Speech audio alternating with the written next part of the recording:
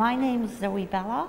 I'm an artist. I actually grew up in Edinburgh in Scotland, but I lived most of my adult life in New York.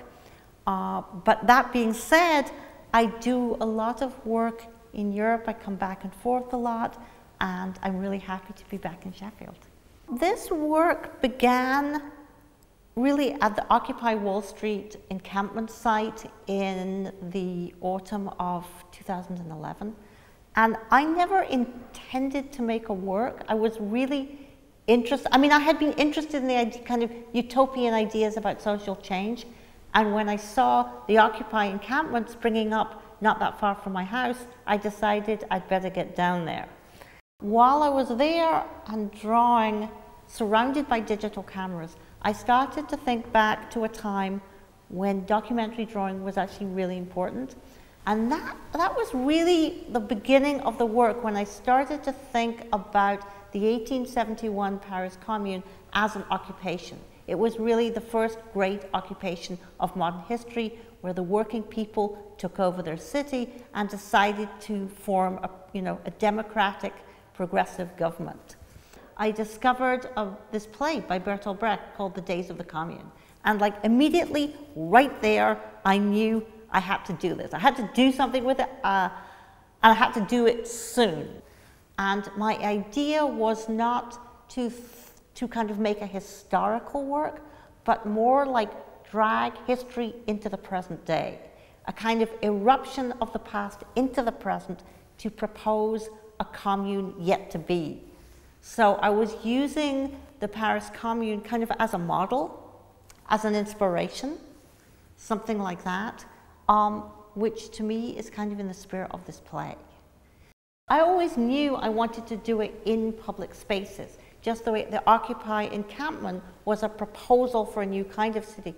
So our play would also be in public spaces without asking for permission, that we would propose our work. Each weekend we would go out, and each day we would work on one specific scene. So I thought of it as a public rehearsal. Quite literally, it was a public rehearsal. You'll see in the exhibition some of the costumes. You see people wearing the names of their characters around their neck. So that was because, as I say, the actors would often change. I wanted that to be clear. Sometimes you see people with pictures of faces tied to their heads. That was when they were playing commune arts, people who actually existed historically. So if you were playing a character that really existed, I drew a picture of that person based on a photograph, and the actor would wear that. Cardboard is the medium of protest. It's cardboard placards and banners and all that kind of stuff. And it was also kind of to make ourselves draw attention to ourselves. That's why I wanted it really bright and colorful.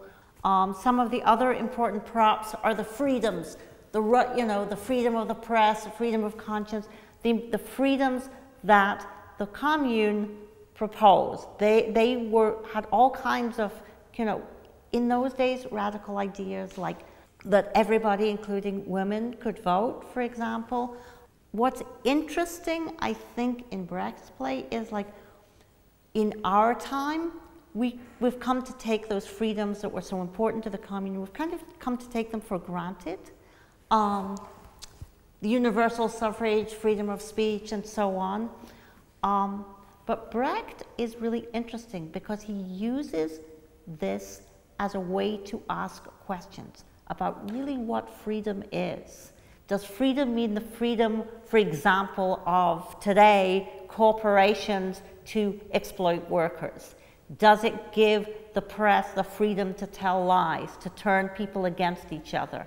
There is one person's freedom can be another person's exploitation.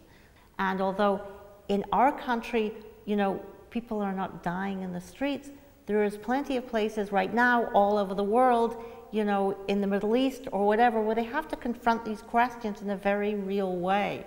So I think it's important, what does freedom mean? What are the limits of defending yourself? I think that's why it's relevant, and that's why it's interesting, not just because it recounts a story of these incredibly brave people who, against all odds, decided to form this new radical democracy, you know, where artists would control the institutions of art free from profit, you know. I mean, it was very utopian in its way. You know, for the first time, women, for example, would be paid the same as men. That's something we're even fighting for today. So, as I say, they're an inspiration, but the complexity of the situation, the complexity of trying to work this all out is just as relevant today as it was then, and the questions are just as hard.